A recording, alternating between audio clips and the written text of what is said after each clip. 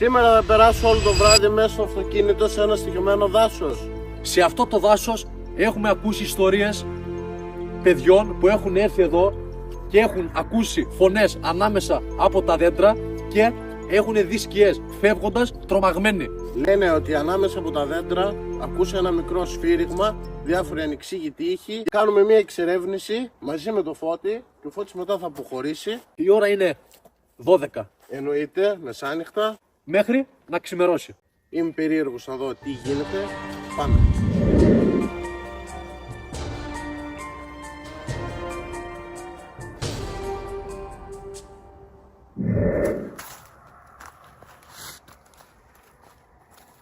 Πολύ επικίνδυνο αυτό που κάνουμε και πολύ πιο επικίνδυνο αυτό που θα κάνει ο Βάιος, το να μείνει μόνος του, έστω και κλειδωμένος, μέσα στο αυτοκίνητο για όλο το βράδυ. Ότι έχουν ακούσει θόρυβους και έχουν δει σκιές και παράξενα σφυρίγματα όπως είπε και ο Βάιος πριν.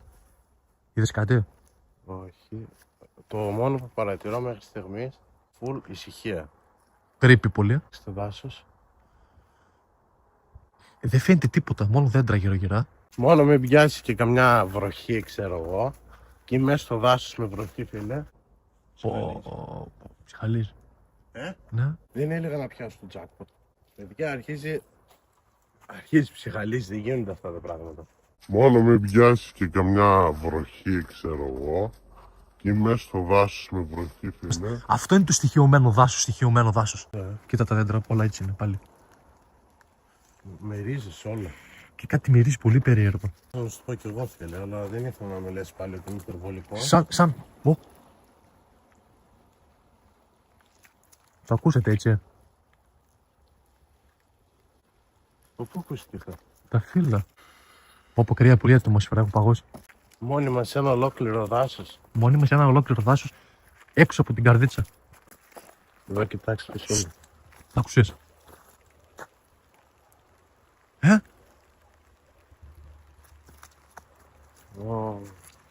Το ακούστηκε δίπλα μου, ρε. Μη σιάζεις, έλα από εδώ. Θα ξεκινήσεις από τώρα να είσαι στο αυτοκίνητο και εγώ να φύγω. Και ό,τι χρειαστείς να με πάρεις τηλέφωνο. Αυτό είναι το challenge, έτσι θα κάνουμε, εννοείται. Ο Φώτης έφυγε, όπως βλέπετε είμαι μόνος μου. Έχω ένα φως εδώ μπροστά για μένα, για το φωτισμό. Αυτό το φως δεν θα το κλείσω όλο το βράδυ, σίγουρα δεν θα το κλείσω. Είχα το Φώτη, ένιωθα μια ασφάλεια. Πλέον δεν νιώθεις τίποτα, είσαι μόνος σου. Και πόσο μάλλον για ένα τέτοιο δάσος που έχουν ακουστεί τέτοια πράγματα. Δεν ξέρω πώς θα τη βγάλω. Ας ξεκινήσουμε για αρχή, να χαλαρώσουμε λίγο, να τσιμπήσουμε κάτι, έχω πάρει γεύμα εννοείται.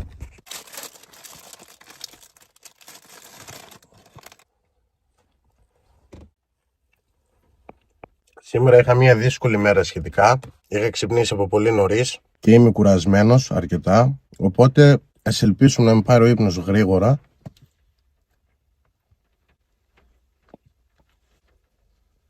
Σε κάτι τέτοιες περιπτώσεις, το βασικότερο είναι να μην σε πιάσει η κρίση πανικού, να φοβηθείς και να φύγεις.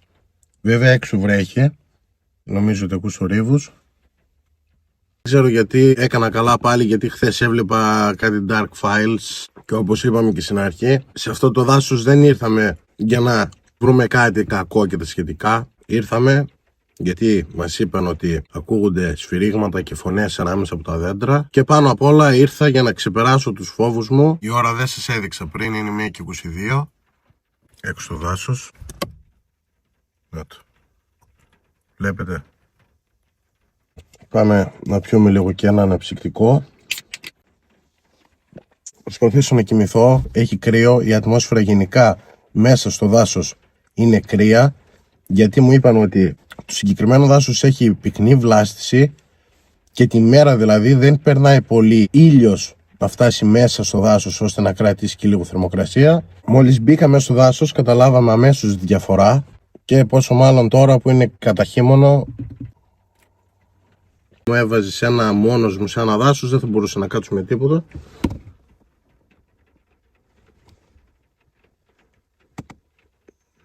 Σαν εδαφός, ρε μαλάκα.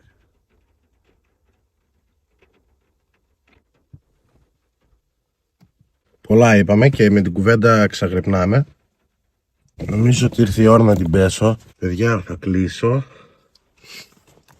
Θα αφήσω λίγο την κάμερα να τραβάει.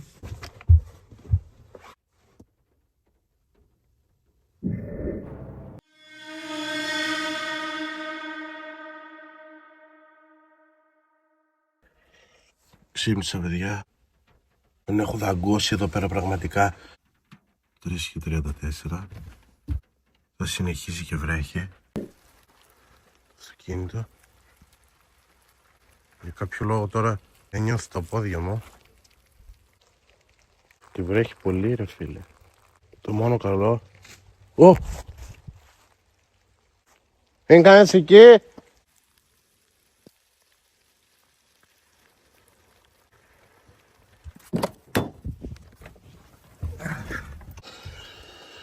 Το μυαλό πολλές φορές σε τέτοια μέρη μας παίζει παιχνίδια. Αυτό είναι το βασικό που σκεφτόμουν σε αυτό το βίντεο από την αρχή.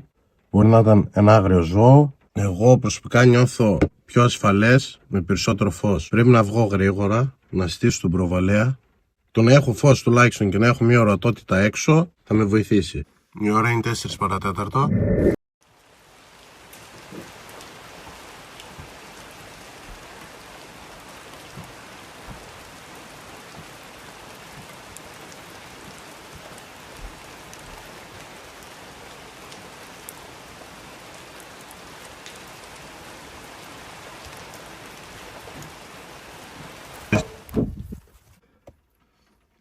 Προβολέας είναι στημένος εκεί έξω.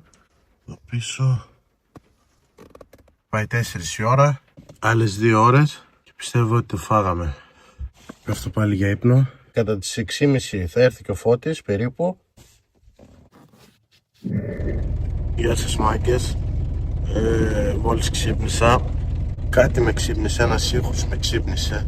Ξύπνησα αρκετά τρομαγμένος. Δεν ξέρω καν τι ήταν αυτό. Άνοιξε την πόρτα, δεν ακούστηκε τίποτα. Κακά είναι επίσης. Το φως μας τελείωσε. Το φακό τώρα για να σας μιλάω. Η ώρα είναι 6:26. Είμαι σε πολύ καλό δρόμο. Ξημερώνει έξω σιγά σιγά. Ακόμα θέλει καμιά ωρίτσα νομίζω. Το αυτοκίνητο το άναψα μόλις σηκώθηκα λίγο να ζεσταθώ. Και θα πάρω ένα τηλέφωνο το Φώτη τώρα. Κακά νέα πάλι, όπως το περίμενα. Ο Φώτης να απαντάει στο τηλέφωνο. Μας έριξε. Είναι 6:30. Πιστεύω ότι σε μία ώρα το ξημερώσει. Αν εξαιρέσεις ότι με πόνισε λίγο η μέση, κατά τα άλλα όλα καλά. Έχω βγάλει τελείως το φόβο από το μυαλό μου. Και θα ξαναπέσω. Τώρα δεν βάζω ξυπνητήρι. Πιστεύω ότι θα ξυπνήσω σε λίγο. Το μόνο κακό είναι ότι δεν έχω το φως μου. Θα τη βγάλω με το φακό αναγκαστικά. Τι να κάνω. Ο προβολέας τουλάχιστον έξω βαράει ακόμα και θα βαράει, αυτός είναι μεγάλος. Θα τα λέμε σε λίγο.